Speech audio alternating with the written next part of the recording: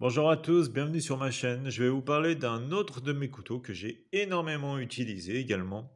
C'est un Buck. Alors voilà, cette chaîne, comme je l'ai dit à plusieurs reprises, c'est vraiment une chaîne euh, pour des EDC, des couteaux qu'on va utiliser régulièrement. Donc j'ai pu vous présenter des couteaux qui étaient en très bon état parce que c'est des couteaux que j'ai depuis peu. Et je vous présente aussi des couteaux qui sont un peu moins en bon état, en tout cas qui ont bien servi, mais je peux vous faire un retour justement de qualité sur ce genre de couteau. Donc aujourd'hui, je vous présente ce Buck. C'est un couteau, bon, l'esthétisme on n'aime pas, voilà. Hop, est-ce que vous allez voir correctement? Non, malheureusement, on n'arrive pas à voir correctement les écritures. Donc c'est un boc, c'est une très très bonne lame. Alors effectivement, la ligne est un peu particulière, mais j'avais une très bonne prise en main lorsque je l'utilisais et voilà, ce petit renfort là était pas mal du tout. Donc pour la fermeture, voilà, ce type de liner lock, pas mal du tout. Là, il y avait un clips qui a pété malheureusement. Mais qui était de bonne qualité, mis à part que j'ai un peu forcé dessus un jour et que finalement, bah, il a fini par casser.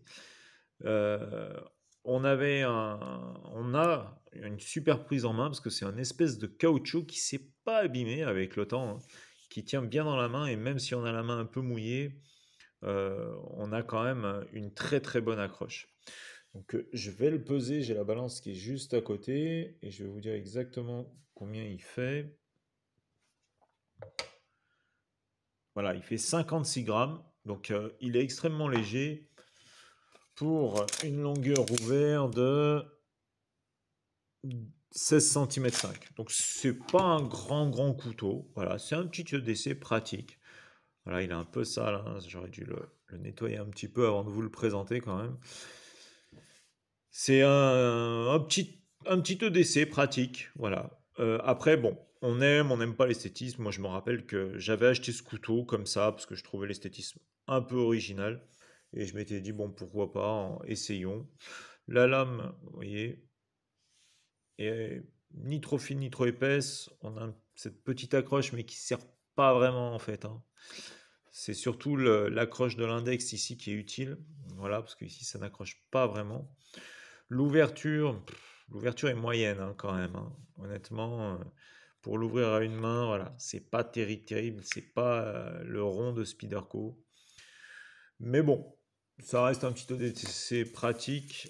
Alors, on va faire le test papier. Ça coupe, mais on a vu mieux. Test carton. Voilà, vous voyez, ça coupe. Mais bon, c'est pas extraordinaire. Test bois sec. Donc là, effectivement, j'ai une épaisseur de lame qui est un peu plus intéressante. Donc ça me permet d'aller un peu plus en profondeur, voilà, sur du bois sec. Donc voilà. Après, ce type de lame, c'est pas mal parce que, voilà, si je dis pas de bêtises, c'est une émouture scandinave. N'hésitez pas à me reprendre, hein. Je suis pas un grand spécialiste de couteau. Moi, je vous parle plus du côté utilitaire du couteau. Donc, n'hésitez pas à me reprendre si je dis des erreurs quand je parle de l'acier ou quoi que ce soit dans les commentaires.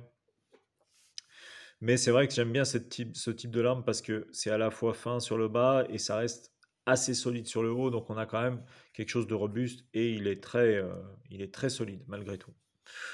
Voilà, voilà ce petit couteau que j'ai depuis de nombreuses années qui m'a été bien utile.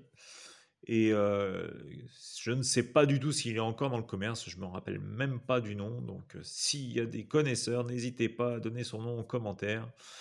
En tout cas, je vous remercie de suivre cette chaîne et je vous dis à bientôt pour de prochaines vidéos.